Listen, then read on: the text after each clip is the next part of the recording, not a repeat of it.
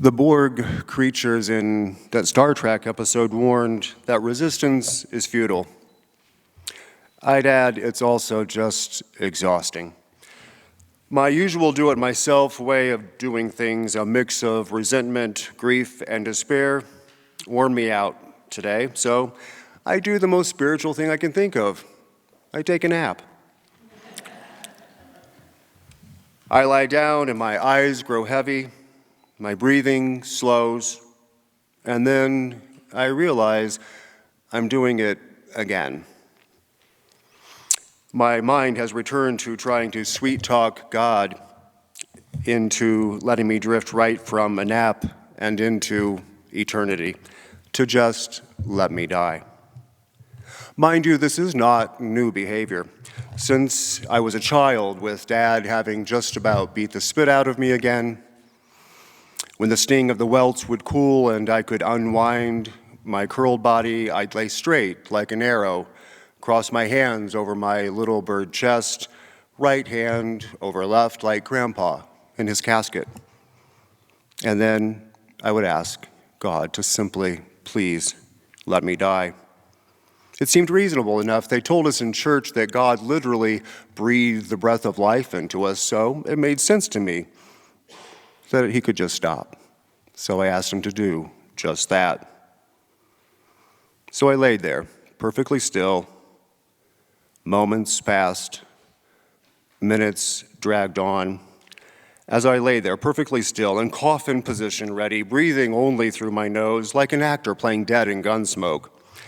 As I waited to just die, I'd get impatient and just crack an eye, to see if I had died.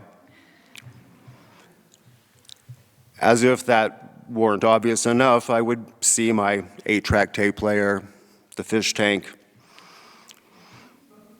and I'd face the terror of another night, and if God didn't intervene soon, even another day. Faith. I've got to have faith, I said to myself, as I laid there perfectly still, waiting and trying to have the faith to just die. Eventually exhausted, I'd fall asleep and wake up the next morning with my 10-year-old body stiff and sore from having been casket ready all the previous night. Lying here now, this autumn evening, all these years later, my body straight like an arrow, my hands crossed over my chest, right hand over left. I guess my mind followed my body's cues and just restarted that old bargaining session.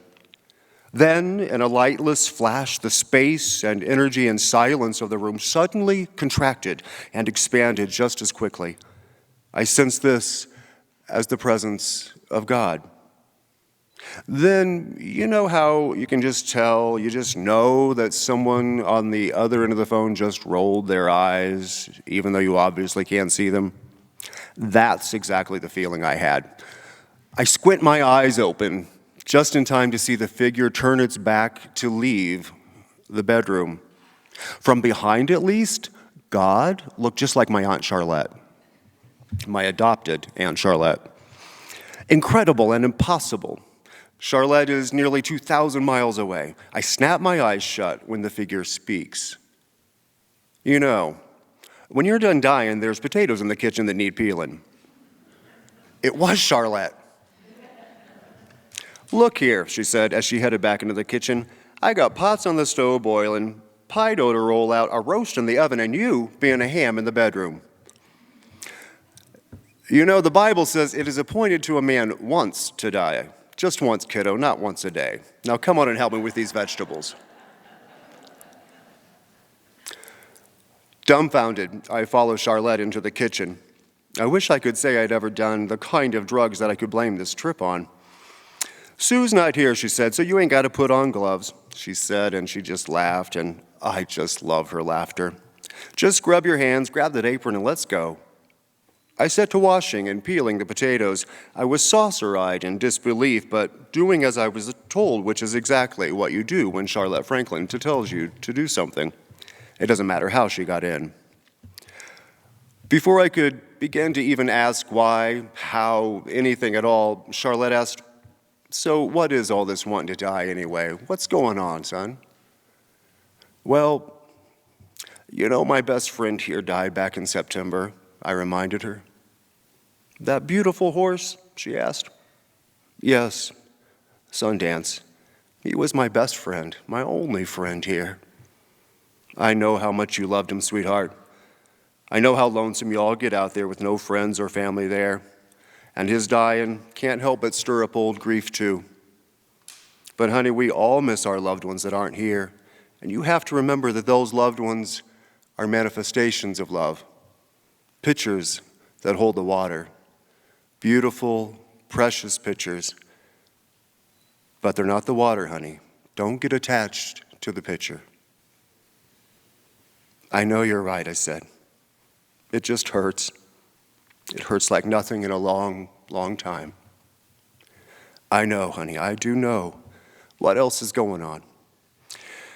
She rolled out the pie dough, and the home hearth smells of apples and cinnamon filled the air.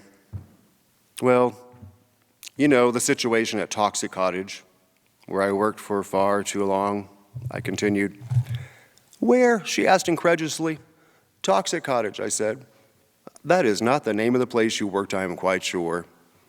Slut hut? I risked.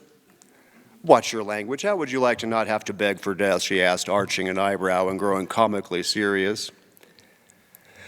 Nature's nook, I finally replied, knowing exactly when to surrender. Son, Charlotte said, if resentments were barbells, you'd have biceps like Atlas. You just won't let anything go. You've got more shackles than Amistad and still collecting them like they're bracelet charms. If you don't lay it to rest, it will lay you out. You know, the scriptures say that what we bind on earth will be bound in heaven, and what we loose on earth will be loosed in heaven. So you do well to consider whether you're setting free what ought to be set free and binding what ought to be bound. Seems to me your best skill right now is in binding your own self, Charlotte said as clearly as only Charlotte can. Best not to respond right now, I thought, not with all that to chew on. Charlotte, I finally asked, how is it that you're even here? Here right now. Special assignment, I guess. Not like I don't have all this to finish up.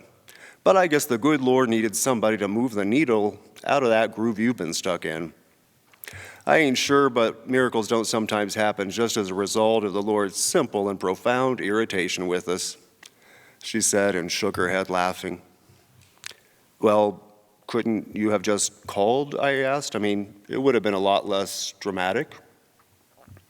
Honey, she said, you've always been a sign and wonders kind of guy. I give you a sign, and you wonder still if it's me. Now that didn't sound like Charlotte. Goosebumps spread across my skin and the room grew suddenly warm, and just as I began to again recognize the presence of God for what it was, Charlotte looked into the distance, and her face changed, her eyebrows morphed, her hair smoothed.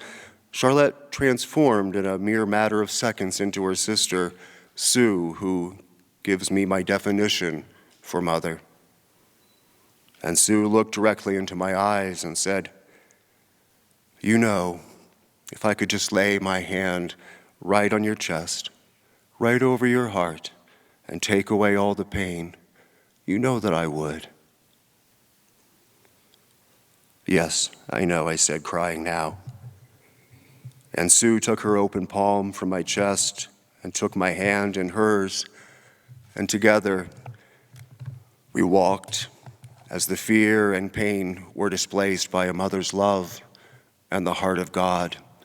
And I began to understand that it is by design that we're given more than we can bear alone, but not more than we can bear together, guided by all of our many mothers.